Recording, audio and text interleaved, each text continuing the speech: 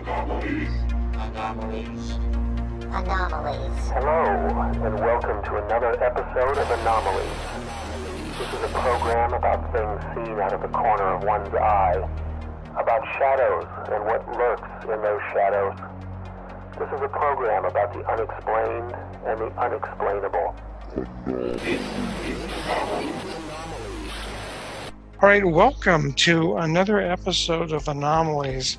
I find when I introduce this show, I sometimes say, well, we're talking about topics that are kind of out there on the fringe, that are not necessarily mainstream.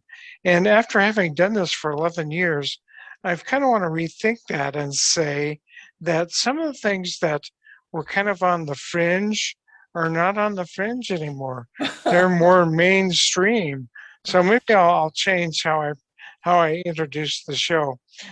Excited today because we have a great guest, and also we get to have one of my favorite co-hosts on with us, which is Sara Rucker-Thiessen. Sarah, it's lovely to see you again. You're going to kind of help us through today. Are you doing okay? I'm doing great and so excited about our guest, Joanne DiMaggio. Yeah. So before we bring Joanne, what do you believe you've lived any past lives? Do you have a sense of that? You're asking me, Sarah? Yeah. Okay. No, I think I would have to be regressed. I'm not getting a sense of that. I've had a dream, a reoccurring dream that has made me, that would maybe, now that I think about it, that'd be the one thing that might indicate something like that. Okay. Well, maybe we can explore that a little further with our guests. Let's bring on Joanne. Joanne, thanks for being a part of our show. Joanne DiMaggio. So you would describe yourself as an author. How else would you describe yourself? Oh, gosh. I like to say I'm a reporter for the universe. I like that. I like that. Because I love to do research. I love to share what I find out with the greater public. But yes, I have been a past life researcher and therapist for over 30 years. And in the course of that time, I have written 5 esoteric books, one that was more mainstream. And I've done a lot of speaking engagements and teaching, and I continue to do that. And I just feel like there's just this endless list of topics yet for me to explore. So I'm excited about that. And I think you're probably right about that. So I always like to ask the origin question, I call it. So how did you get drawn to past life therapy? Did you have a past life reading? Talk about that. Well, I had inklings of a past life as I was growing up, and things that I resonated to that made no sense.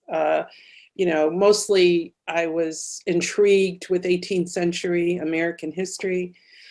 As a child, I would go to the library and read books about Dolly Madison and Abigail Adams. And at Halloween, I always wanted to wear the long dresses with my hair in ringlets. And when I grew up, I listened to Baroque music, and I loved to write with a feather pen and, dip it in the ink and then write on. I just was a very strange child. And so as I grew older, I ended up majoring in American history in college. I was going to say I had a professor say to me, he said, you have the most uncanny feel for the 18th century of any student I've ever had. But still, I didn't put 2 and 2 together. I grew up Catholic. I grew up in an Italian-American family on the south side of Chicago, a very blue-collar neighborhood. The subject of reincarnation never came up, God forbid.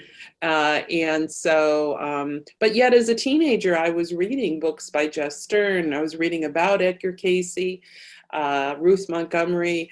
So I was already intrigued with the idea of reincarnation because it answered a lot of questions that my Catholic upbringing did not answer. Mm. So it made a lot more sense to me, and I gravitated to it. But I didn't do anything about it until 1987, when Shirley MacLaine's Out on a Limb became a miniseries on ABC. Mhm. And I watched that along with thousands of other sleeping metaphysicians. It was our big wake-up call. And that same year, I joined the ARE, Edgar Casey's ARE, and I got really actively involved with them. And I was living in Chicago at the time. And through the ARE, I was meeting a lot of speakers who were on the cutting edge of reincarnation research and therapy, a lot of authors. And I decided to start my own past life research organization called Plexus. And I had my own speakers coming in strictly on that topic. And one of those speakers was Henry Leo Baldock, who was really popular with the ARE back in the 90s. He's since passed on. And he said to me once, he said, Joanne, you know more about reincarnation than most therapists that are out there. Why aren't you doing that work? And I said, no, I'm a writer, researcher. I don't want to do therapy. And he kept on me and kept on me and kept on me. And finally I said, all right already. So I got my hypnotherapy certification, and I started to do regressions. And it was the best thing that I ever did, because based on my experience doing the regressions, I've been able to do research projects with volunteers, and the books that I've written have come out of those research projects. I would guess that you have been regressed. Would that be fair? Oh yeah. In the Do you care to beginning, share in that? the beginning, I was like a junkie. I couldn't get enough of it. There was one woman in particular, a past life therapist in the Chicago area that I went to, working on this 18th century lifetime, which I found out that I actually did have. So a lot of what I was writing in college, when the professor said I had this uncanny feel, I was actually writing from memory and didn't realize it. So yeah, I explored my own past life pretty extensively, and I don't really want to get into that too much with, that's sort of a continually evolving area for me. But I think that it really helped me become more compassionate and more understanding of the process and of what people go through when they have a regression, when they're, so I'm leading them. I don't do readings. I don't tell people you were Marie Antoinette in a past life. I lead their soul to select the past life that's most impacting them now, because this is a healing modality. And that's why for many people, only one session is all that they need. When they uncover the origin of the issues that they're working on now, once they realize, hey, this happened 1,000 years ago, we're able to do some forgiveness work, some healing work, and then move on. So it's a very, very powerful modality for people. Sarah, go ahead. Oh, well, I was just thinking about, I don't know if this is an appropriate question, so you can help me with this, but I was telling Joanne before we started recording that I had done some, that I'm new to this, and I've started with Journey of Souls, which I think was written in 94 by Michael Newton. And Joanne said that through was it the Edgar Casey research, that there's some differences in what Michael was finding versus what the Edgar Casey lineage, let's say, was finding. Can you say something about that, or is that controversial to No, if you read the Michael Newton material, he says right up front that he knows that there's going to be therapists coming up after him who are going to take this a step further. Some of the things that he said or did in his research, in his work with people on Life Between Lives, was slightly different than knowledge that I had come to studying the Casey readings, the Casey teachings. Okay. For instance, he talks about different tiers of souls, like young souls, medium, older, whatever. And to my, in the years I have been studying this work, that's not quite accurate. That we were all created at the same time. If you read Edgar Casey's creation story, he talks about all souls were created at the same time. The difference between us, I believe, is the number of times we've incarnated. So in other words, if because think of Earth as a school, and souls are the students coming to Earth to learn what it's like to be in a physical body, because we are all spiritual beings having a physical experience, right? So a lot of what we learn on Earth are things that we can't learn anyplace else. It's only here on the Earth that we can learn them. So some of us come back pretty often, and like if you think of everything that you're working on as a class, and then you pass that class, you don't have to take it again, and then you go on to the next one and the next one and the next one. Some of us come back very quickly over and over again.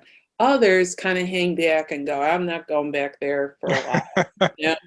And so the ones who come back often are gaining wisdom, are gaining knowledge. And so they give the appearance of being wise old sages, right? You hear the expression, oh, he's an old soul. Right. And I always say there is no such thing as an old soul. And because we're all created at the same time, like I said, the difference is how much experience does this individual soul have on planet Earth?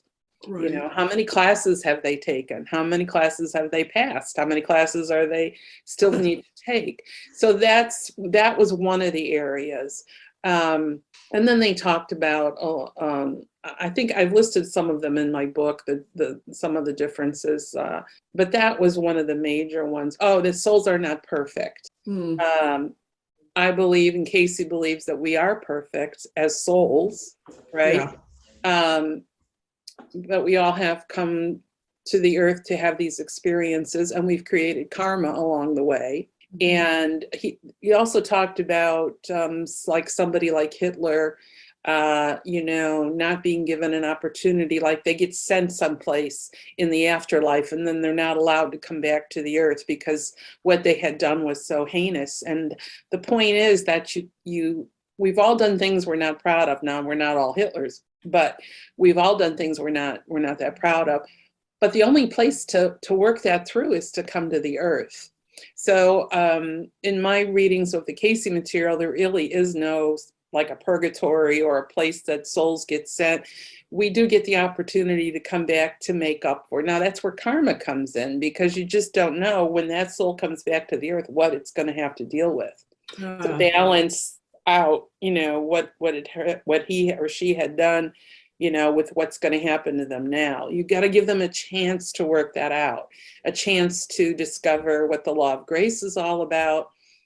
So there was that difference there too. And there were a couple of other areas that I found not quite in line with the Casey material. Now, I'm not saying, gee, Casey was right and Newton was wrong.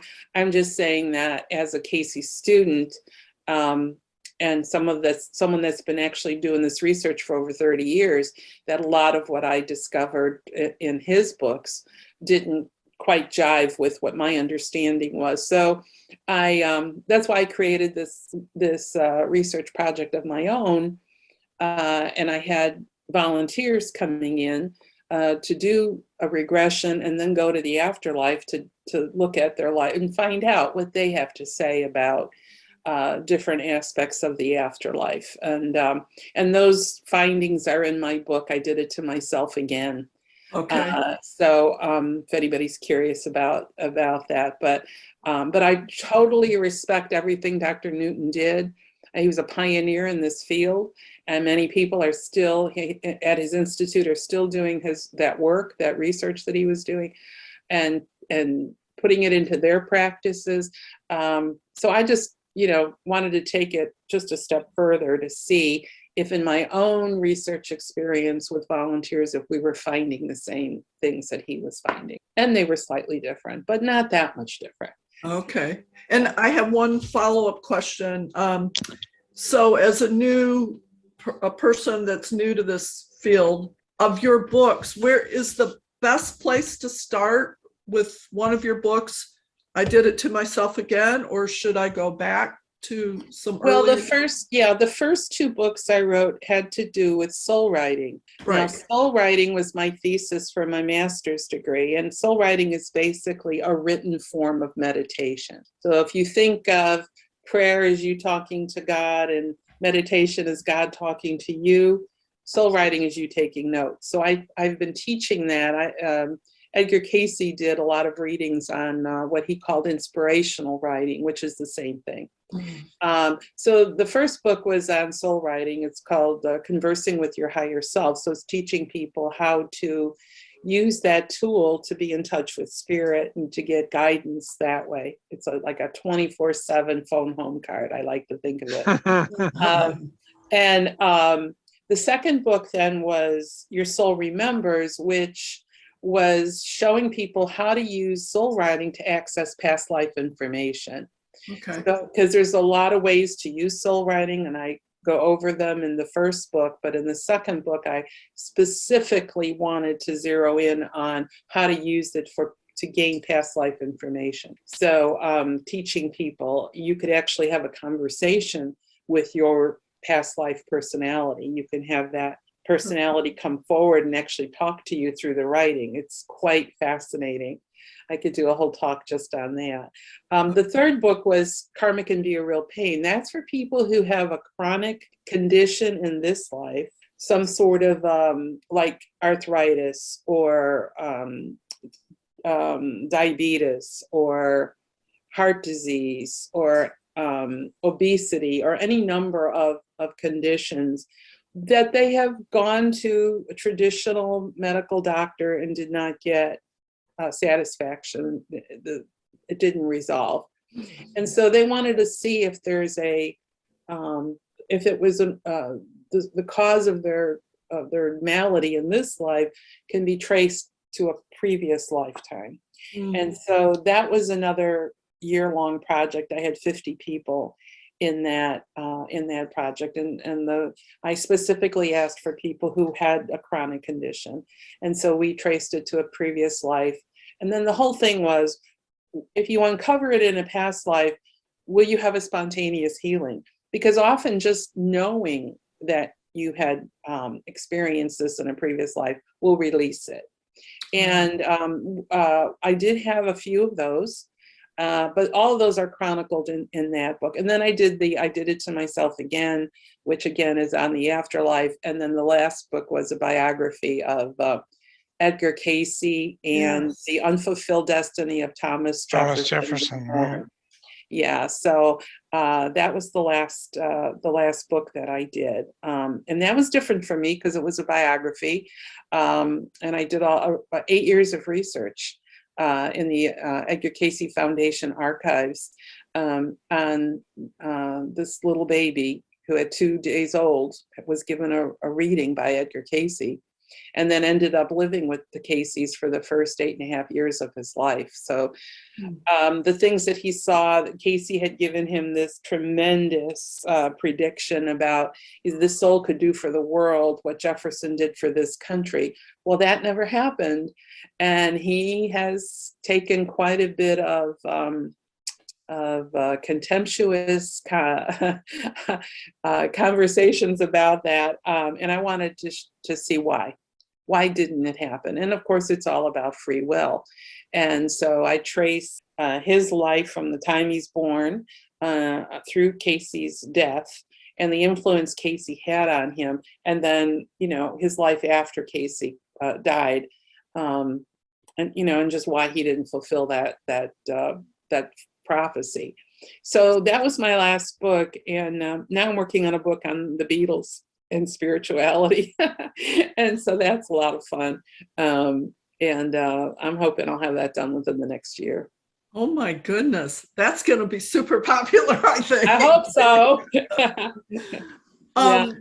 Can you, well, Dan, your turn. No, go ahead. Keep going. Well, I was You're on a just roll. going to say, the Beatles and Spirituality book, can you give us a little inkling of what that's about? Sure. Yeah, well, I'm going to admit now something. And I was president of the Beatles fan club when I was a teenager. Yes. So I have all of my newsletters from 1964 to 1972. And the premise of the book is, did the Beatles plant the seed of spirituality in my generation that did not blossom until 20, 30 years later? In other words, why would a girl, an Italian-American girl living on the south side of Chicago, Catholic girl, why in the world would I end up having a career studying reincarnation? Or studying spirituality, or go in that direction? It just made no sense. And I wondered if there was something maybe that the Beatles said or did that left a subconscious imprint on us that at the time we didn't really know what it was, and we didn't pay any attention to it. But then later it surfaced. So anyway, I went through my newsletters to see if there was a hint of it during those years. And then I researched 45 different Beatle biographies. And then I sent the word out and asked people who were Beatle fans, who are now following a spiritual path, if they felt at all that the Beatles had influenced them in this area that they were going into. And I had about maybe a half dozen or so people who responded to that. And of course, I was amazed that in the research that I did, because when I'm reading all these books, I'm highlighting, something that was said, and I had 16 pages, typewritten pages of quotes from mostly George Harrison, obviously, and some of John Lennon, on reincarnation. And I thought, where was I when all of this was? Because it didn't connect. So I thought, I wonder if other people have had the same experience. So that's the premise of the books. That's what I'm working on right now. Fascinating. Beautiful. There's so many different directions to go with this and this conversation. So one thing that kind of resonated with me is background. So you said you grew up as a Catholic. I grew up as a Mormon in Idaho, and nobody ever talked about reincarnation. That was like I don't know what, if I would have mentioned that in some of my early time in that religion, I'm not sure what would have happened. But why does religion get that wrong, in your opinion? And I mean, Buddhists don't necessarily, but why do so many religions just not take into consideration reincarnation? I'm not an expert in this field, but I do know that reincarnation was in the Bible, that it was taken out of the Bible. And I do believe it all had to do with control and power over people. Because if you thought you had more than one opportunity, the whole concept of sin and hell and damnation would go right out the door. And if that went right out the door, then so did the control and the power that the church would have over people. When I was growing up, I went to, 12 years of Catholic schooling. And I was very pious. We had to go to Mass every day before school started. And but there were certain things we were being taught that just were illogical to me. I remember one in particular, I think I was about in second grade or something. And we used to go home for lunch every day. We didn't bring our lunch to school because in Chicago, and everything was like you could walk to school. And so we were taught that if we ate meat on Friday, and we got hit by a car coming across the crosswalk, coming back to school, we would go straight to hell. Didn't matter how wonderful your life was up until then, how pious you were, how a good of a person you were. The fact that you had a ham sandwich at lunch and then you got killed, that was it. And I thought, what kind of a God would do that? What kind of a loving God would do that? So that made no sense. So right away at the very beginning of my journey, there were things that just weren't making any sense to me. And of course, as I got older, I started asking questions. And the moment I raised my hand, I would get a detention. I couldn't even get the question out. The priests wouldn't let me, or the nuns wouldn't let me ask. So I definitely didn't. I remember I definitely didn't even bring up the whole issue of reincarnation. But then when I was a teenager, on my summers, my grandparents had a summer home on a lake in Indiana. So I used to bring a lot of books with me to read because we had no television out there or anything. So, and that's when I was bringing I don't know how, I know the first book I read on reincarnation was The Search for Bridie Murphy. And that was written in the 50s. I was reading it, I think, in the 60s. And wow, I thought to myself, wow, this really makes a lot of sense. And so after that, it sparked something in me. And that's when I started to pursue it. But there are so many books about, I know one in particular, Why Jesus Taught Reincarnation. Like I said, you'd have to be really someone focused in on just that aspect of it, because there's tons and tons of material, to back all that up. And I'm not a religious scholar, so I don't have it at the tip of my tongue. But there's plenty of material out there on that very subject.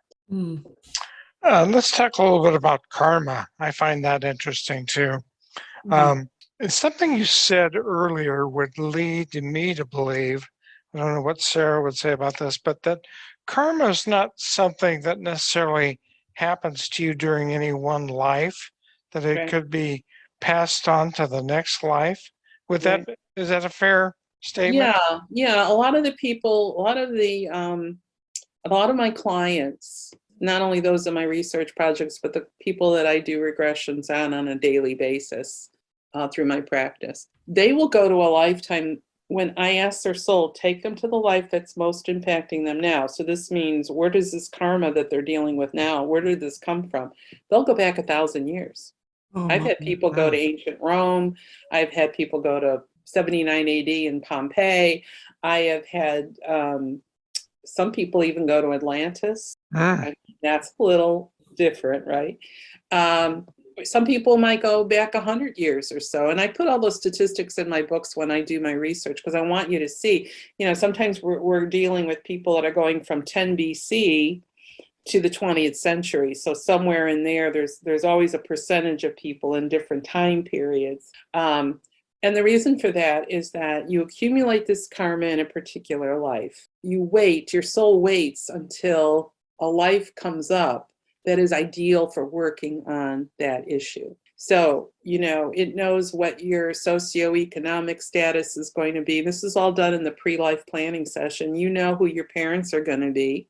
So you know where you're going to be living. Basically what religion, what nationality you're going to be. What race you're being incarnated into. So you have all of that information. You say to yourself, you know what? That life would be perfect to work on this issue of greed that I had from 29 AD or whatever. And so that's why when I do regressions with people, I focus on that. I focus on, it's not a willy-nilly, just pick any lifetime out of a hat. It's ask your soul to choose the life that's most impacting you now. Where did the karma that you're dealing with now, where did it first originate? Where did it come from? So it could be a life in which you did something to someone or they did something to you. It could even be where you had an attitude. I have had people dealing with obesity now, and Casey writes about this too, who simply made fun of people that were obese in a previous life. So attitude has a lot to do with it as well. It's not always, physically doing something to somebody and they doing it to you. There's a lot of other layers to it. So, so that's karma is simply, cause and effect, reap what you sow. And it makes a lot more sense. It really defines what a just universe is all about. So, it plainly says, explains why some people are rich and some are poor, why some have wonderful relationships and other people are struggling. It explains why, you may have some physical challenge that you're dealing with and others are perfectly healthy. There's an explanation for everything, and that explanation makes perfect sense when you think of it in the bigger context of the journey that we're on while we're incarnating in physical bodies on this planet. I guess I had a more, and I'm not saying that I had any particular insight, but I guess I wondered if karma was a more like I did something, treated somebody unfairly, 2 weeks ago, and then 3 weeks after that, somebody treats me unfairly. So it doesn't sound like you're couching karma in that kind of way, right? That's like your instant karma, huh? John Lennon would say. Like an instant. Yeah. It could happen that way, and you just get it over with really quickly. But usually the karmic issues you're dealing with are pretty deep-seated, and they represent, something very significant that happened to you. Now, on the flip side, it also could be something extremely positive. We've got talents and skills and abilities that we bring into this life with us. And, you wonder, ever see a child who, can play the piano like at age 3 and they go, oh, that's typically when they say that's an old soul. Or somebody that's just extremely good with numbers or extremely good with carpentry, or has a natural ability to teach or lead or any number of positive things, like they have a green thumb. Where did this come from? You look at the childhood and you go, well, it didn't come from the parents. It didn't come from anything, that went on when they were growing up. So where is this innate talent and ability coming from? Well, it's because you garnered it in a prior lifetime and it went into what I call your positive karmic bank account.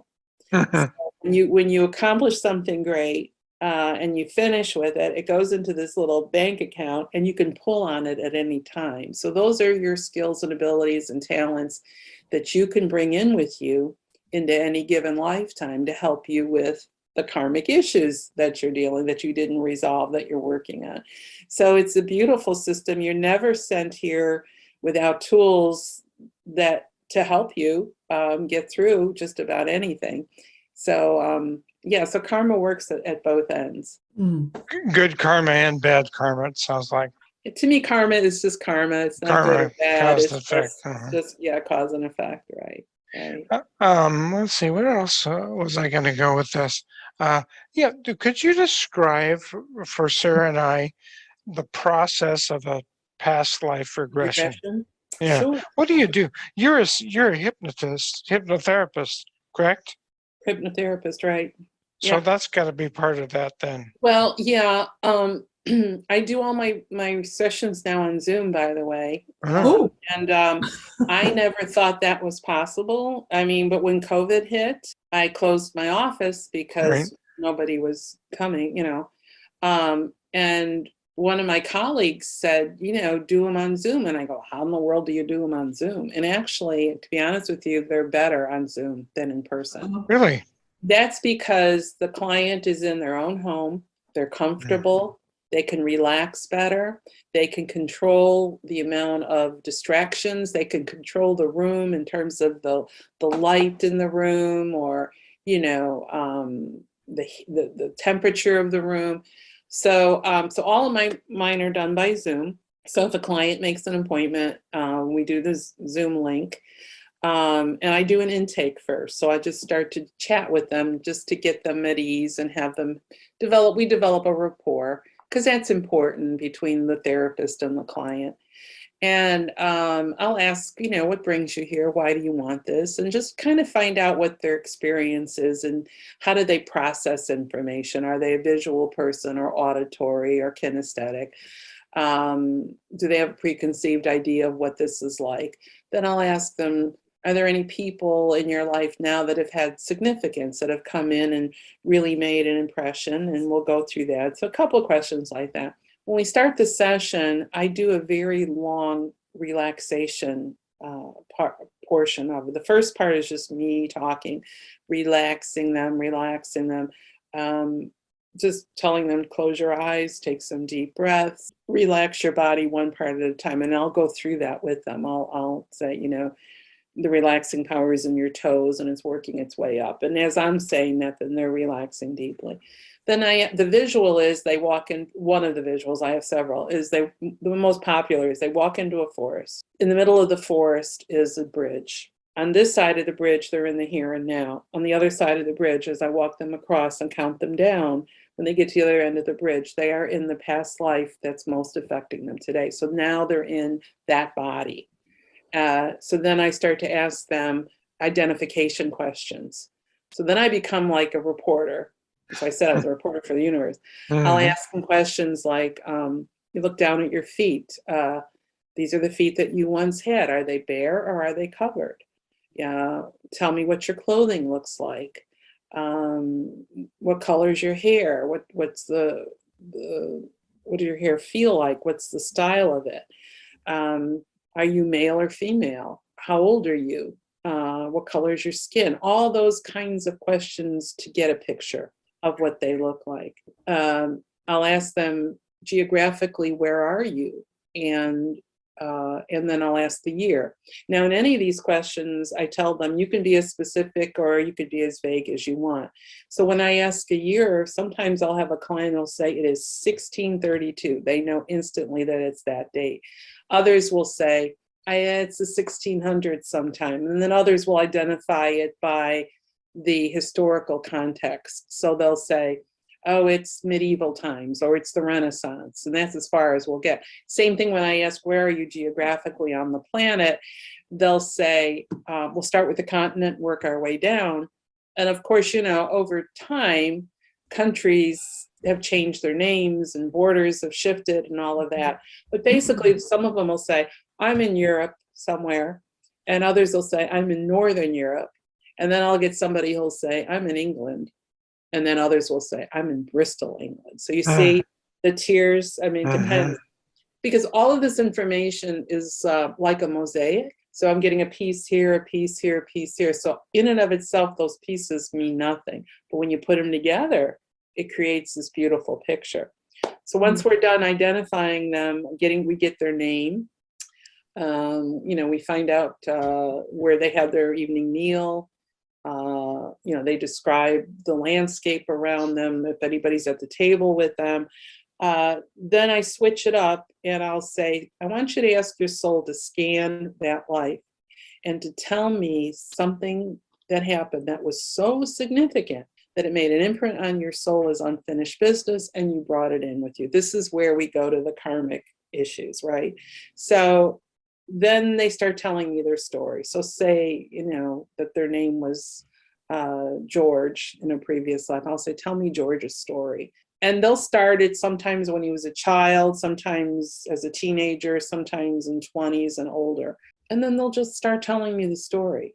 And if they get stuck, I will just say, okay, well, what happens next? Now, I can usually go with them and see what they're seeing, but I never divulge any information or make any suggestions to them because that would ruin the authenticity of the experience for them. So I encourage them to tell me the story and they'll start telling me this is where the emotion comes out. I've had many people just burst into tears.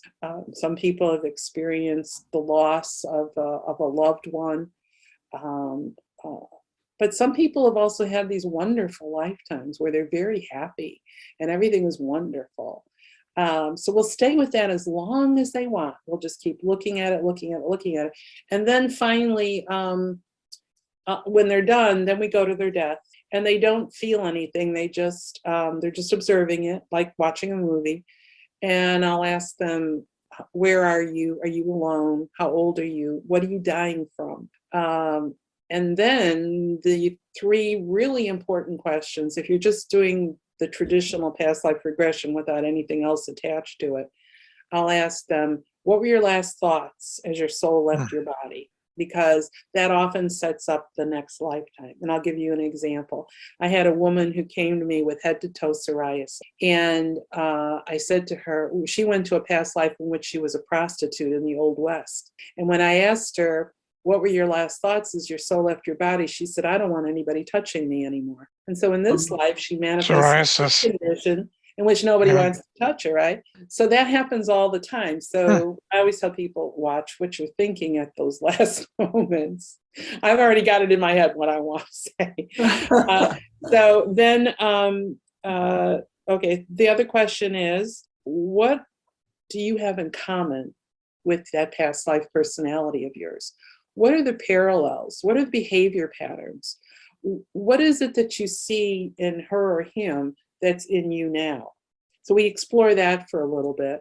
And then finally, are there any people from that life that are in your life now? Now, I tell my clients that we travel together as souls, as a soul family. As I like to think of it as a pod. And but we change gender and we change roles. So your mother in this life could have been your husband in a previous life. So they may look different, but the eyes are the same. And you get an essence of them. Do you ever meet anybody and you go, gosh, they feel familiar to me? Yes, or yes, they I feel have. like, So in doing this work, I say, does anybody from that past life feel familiar with somebody that you know now? And if so, who is it and what role are they playing in your life? Because, in the Life Between Life session, they agreed to come in with you, to play a specific role to help you with the issues that you said you wanted to work on. So sometimes that's painful and sometimes it's supportive. It just depends. But they're doing it out of love, and that's the most important part of it. So yeah, we look at all that, and then that's when I bring them back. I ask them one more time, is there anything else you want to look at before we come back? And if not, then I bring them back to the here and now, and then I send them a written transcript of the session. I used to record them, but Spirit erases my recordings all the time. I don't know why, but every time I try to record, nothing is there. So I gave out, okay, Spirit doesn't want me to record this. But I'm old school. I take shorthand, so I keep up with the yeah. And I need a hard copy anyway for my file, so I just go ahead and send that onto the client. So each session ranges from, could be 1.5 hours up to 3 hours. Depends on what we're looking. The physical karma and the Life Between Life sessions are 3-hour sessions, but a traditional regression alone is about 1.5 hours. If you add soul writing at the end of the regression, it'll bring it up to about 2 hours. And what do you charge for that? It ranges from $175 for the traditional regression. It's $200 for the regression with soul writing, and then it's $250 for the physical karma and the Life Between Life session. And how do we get a hold of you? I have this wonderful website. During COVID, I hired somebody to redo my website, which is JoanneDiMaggio.com, JoanneDiMaggio, like the baseball player.com. And all the different types of regressions that I do are listed, and there's an explanation. There's also an online calendar, so you can make an appointment right online. And also there's PayPal there too, if you choose to pay for it online. So yeah, that's the best way. I also teach soul writing, which again, if people want to learn that, that's available as well. So do you do that one-on-one, or is that a class, or? No, it's one-on-one. Okay. Yeah. I'm going to be doing a certification course in soul writing with the ARE in Virginia Beach in July. It's going to be a 3-day intensive, sort of a deep dive into soul writing and all the ways it can be applied to your life. And then they'll get a certificate of completion, because that's something that actually crosses over in the mainstream. Matter of fact, I was telling someone that I happen to be at the University of Virginia Medical Center in the cancer. I was walking through the cancer center and I saw a sign that said about learning how to do journaling or writing. And this is for cancer patients or cancer survivors. And then I had a wonderful woman who was a professor at Virginia Commonwealth University in Richmond, Virginia. She told me that she had been diagnosed with breast cancer. She found the book on soul writing. She started doing the soul writing, and she credits that for helping her to heal. And she's an assistant professor in the School of Social Work. And she said, I would love to have my social work students know how to do this so they can bring it into their practice after they graduate. So it's becoming a lot more mainstream than it was before. And I'm really proud of that. That's very exciting. Yeah. I'm going to visit your website. Yeah. Sarah, did you have something else you wanted to ask Joanne? No, I mean, it's, I want to read Joanne's books. And that would feed me to know more of what to ask or where to go next, I think, in my learning. Joanne, do you know Greg Little? Yes. Yeah.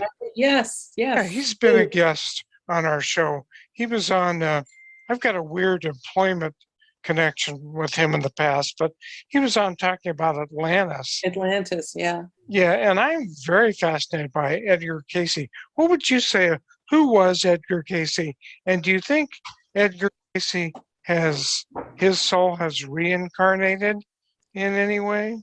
No, I'm sorry about this. Yeah, I know light. we might not show the video, but the sunlight is coming in a funny way. Yeah. I'll try to move. Let's see. Edgar Casey is the most documented and respected psychic or mystic of the 20th century. He did in about a span of a little over 40 years, he did 14,306, I believe, readings for people. Now, 12,000 of those were health readings. So people were coming to him, anything from acne to vitamin deficiency. He was doing readings because, as I had mentioned earlier, people go to traditional medical route and they're not satisfied. And so they would go to the man of miracles, as they called him. And then he would do a reading for them and he would give them the remedy of what they should do to address their physical issue. The ARE has so much material on the Casey remedies that it boggles my mind sometimes. But, he was so far ahead of his time. We're just catching up to him now. That earned him, of the 14,000 readings, over 12,000 were health readings, and that earned him the distinction of being called the father of holistic medicine, as well he should be. But then suddenly he started to get these other readings he was doing that they called life readings. And the life readings were dealing more with deeper esoteric topics. So he was talking about dreams and psychic development and things like reincarnation and things like that. Sometimes a person would come to him with a physical condition and he'd give them the life reading. And that's where he started telling people where the physical condition originated. Could you give some examples of that or something you come across? Well, I just wrote an article for a journal, the International Board of Regression Therapists Journal. And the example I gave is somebody, a young man came to him was going deaf. And Casey told him that was from a particular lifetime in which he closed his ears to the pleading of people who needed aid. And so this is like the tit for tat kind of thing, I know that there was a case, he said, of somebody that was blind, and he said that was because in their past life during a war, they would gouge out or burn out the eyes of his enemies. And so now, he was dealing with that. There just was a lot of the thing about obesity, when I mentioned earlier, that was from Casey, where he's told somebody that was because they made fun of people that were obese in a previous life. There's just one after the other, and it's absolutely astonishing. And when I was doing my research on physical therapy, physical karma, I went to the Casey. I went to Virginia Beach, and I just was amazed at the sheer numbers of cases where he tied in an ailment to a past life. And I used many of those in my book, because karma can be a real pain. Because, I had a client who came to me for that research project, and he had arthritis only in his thumbs, nowhere else on his body, just in his thumbs. And when he went to a past life, he was a Confederate soldier. And he said that he would get his saber, and when he was engaged in battle with the Union cavalry, he'd aim for their thumbs. Oh boy. Because he said then they couldn't hold a saber and they couldn't shoot a gun. He said, I didn't want to kill them. I just wanted to maim them. So now what? Guess what? It's only in his thumbs. He's dealing with it. So there's case after case after case like that in the book. And it's, to me, it's such a beautiful, I know that sounds weird, but the way the universe operates with this total logical way, just way, you are responsible. One of the reasons I named my book, I Did It to Myself Again, is because many of my clients would come to me and they'd say, oh, my life is the way it is because of my mother or my father or, my husband, and I thought, no, you planned it this way. There was a reason you planned it this way. And so I thought if they could see that in a regression, then they would know that there's nobody to blame.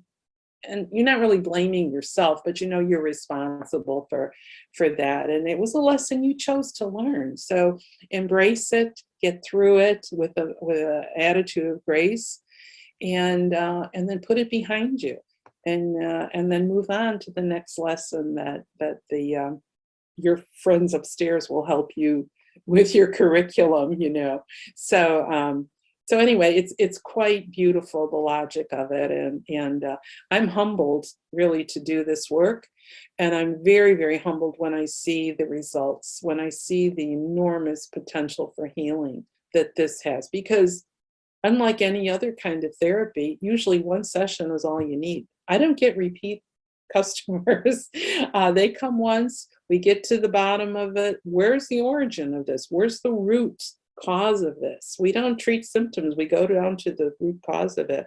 We uncover it, we deal with it, that's it, and on they go. And so unless they're gluttons for punishment like me and they want to go back to the same life over and over and over and over again. But that's because I'm a therapist and I like to, and a researcher, and I just, don't want to leave any rock unturned when I'm doing my research. So, but it's just been the most humbling and satisfying work of my life to combine my desire to do research, working with people from all over the world. Now, doing it on Zoom, by the way, enables me to have a global clientele. Right. I have done I've worked with people in Australia and Japan and England and Canada, all over. And when we do that, you find out how much we have in common and how we're all dealing with basically the same issues. So it's just been a real, I'm very grateful for having chosen this profession and for the enormous amount of healing it's done for so many people. So I wanted to pursue the story about the child who could have manifested Jefferson personally. So yeah, and I think you addressed this, but maybe I missed it. Why didn't that happen? Why didn't he become the modern day equivalent or the contemporary equivalent of that at that time of Thomas Jefferson? Well, there's a lot. The biggest reason is because Casey had him on a particular trajectory. He outlined for his parents exactly what they needed to do when raising him in terms of his education, in terms of the stability of his life. Now, his parents were alcoholics and gamblers. There was no stability there. He was growing up in the 1930s and 40s.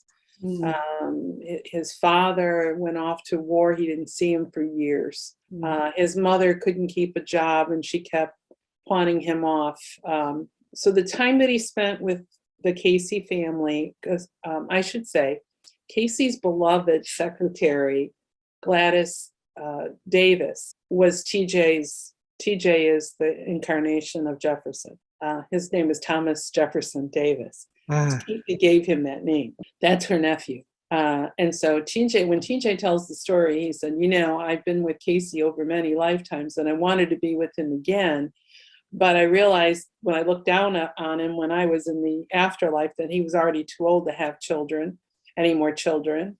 And my aunt wasn't married or having children. So the only way I could get in there was to come in through my father and mother, and his father is Gladys's brother. So he's figuring, my parents won't want me. They're alcoholics. They're gamblers.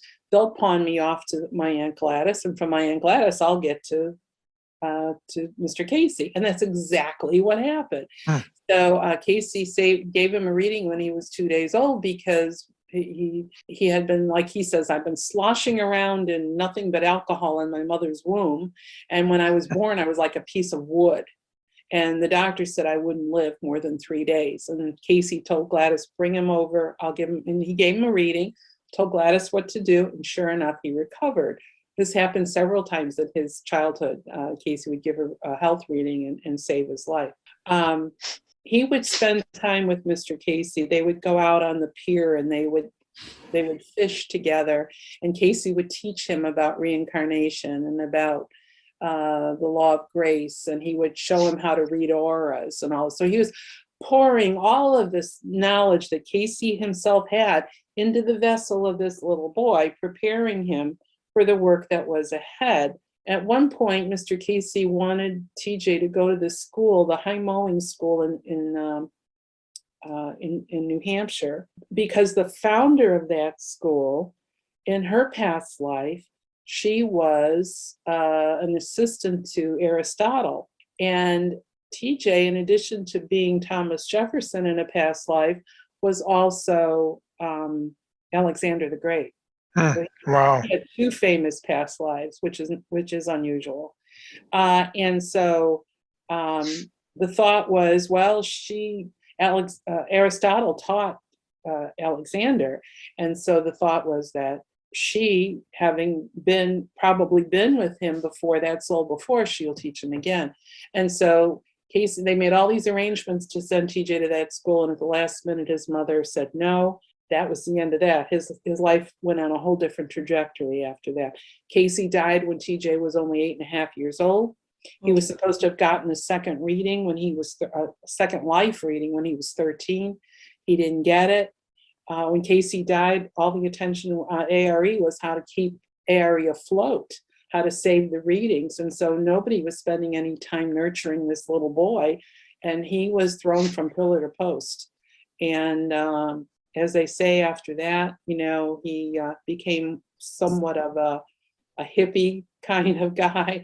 He became more of a embarrassment to them than anything else. And so he gave up, and he thought that he would do that work. But I think, to be honest with you, that the great work that Casey foresaw didn't have anything to do with Jefferson.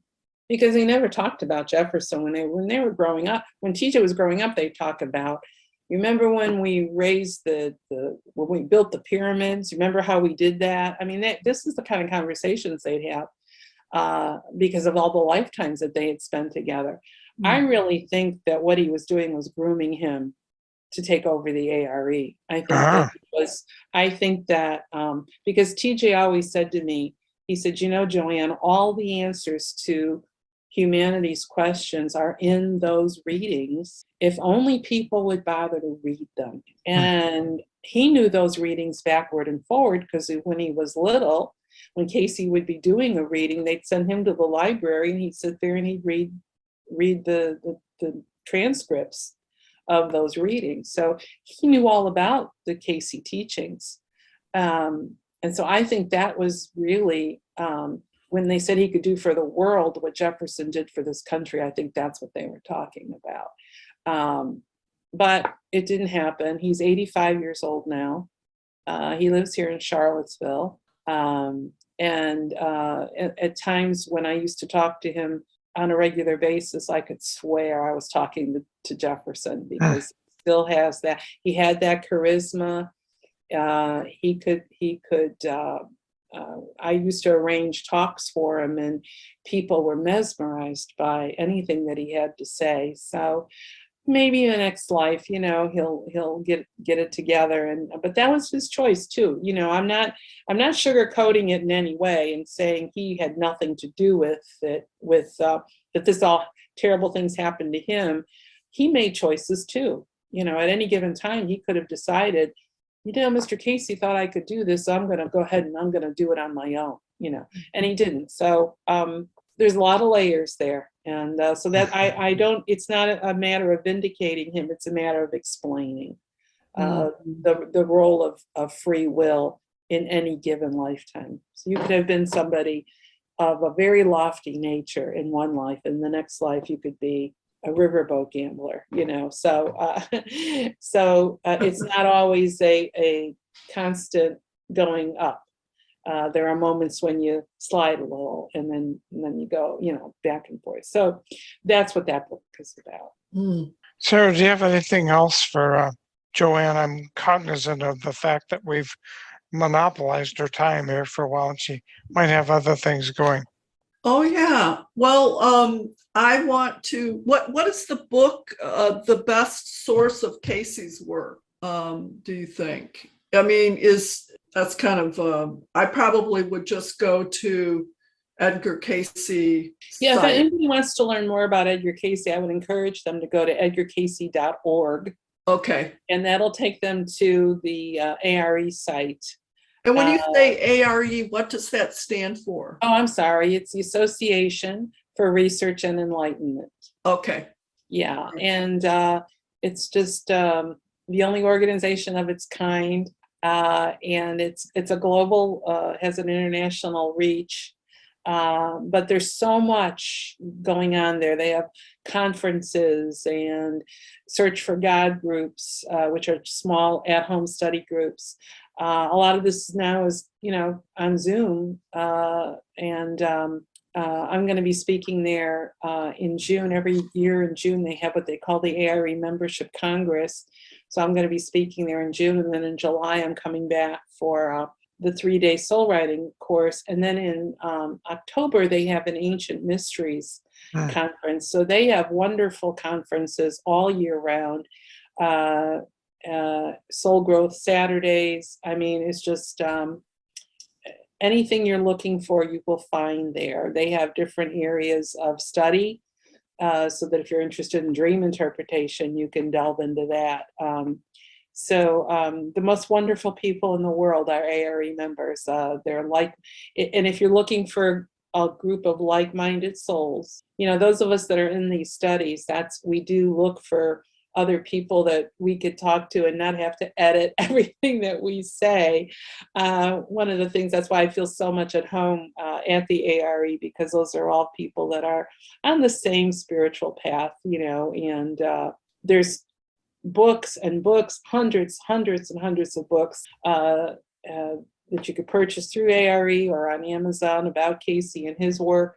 So there's a lot of resources out there for Okay. people that are interested in pursuing it. Excellent. Thank you. I will stop there. Okay. Thank you for joining us.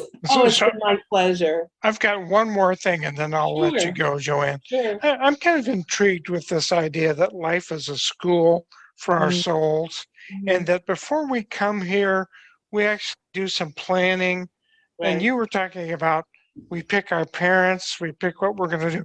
Give a little bit more about that, and that's how we'll end today. Sure. Well, when we're after death, we go to the afterlife and kind of set up shop there. And we do some homework while we're there. One of the things that we do is we meet up with our spirit guides. We meet up with our soul family. We go in front of the Council of Elders, which I equate them to something akin to guidance counselors at school.